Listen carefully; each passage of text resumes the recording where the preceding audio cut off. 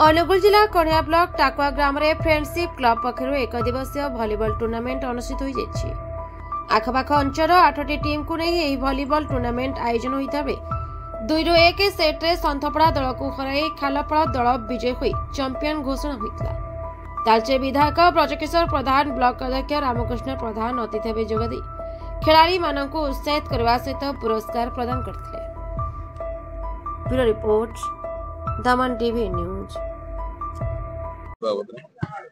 जी match टाकुआ friendship club टाकुआ ये गोटे एक दिन टूर्नामेंट गोटे दिन से सर 8टा टीम जोग अच्छी बड़ कप रखाई पिला डकई भल डकई पिला खेल। फ्रेंडशिप वॉलीबॉल क्लब टाकुआ द्वारा आयोजित एक दिवसीय जहाँकि 8 गोटी टीम को लेकिन आज कार्यक्रम होची।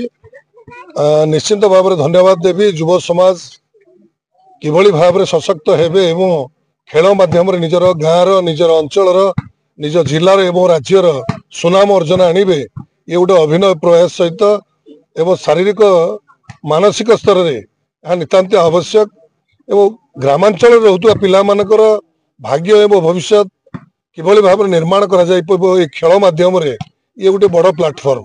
एणु धन्यवाद देवी फ्रेंडशिप वॉलीबॉल क्लब को जे एभली एक कार्यक्रम कर जहाँकि आपण देखा पाइबे हजार हजार संख्यार एटी दर्शक बंधु मान उपस्थित रुहंती एवं ये कार्यक्रम निश्चित भाव में शीर्षतार पहुँचब खेलाड़ी मानकर उत्कर्षता ताही आगामी समय ये अंचल एक प्रेरणादायी रहिबो।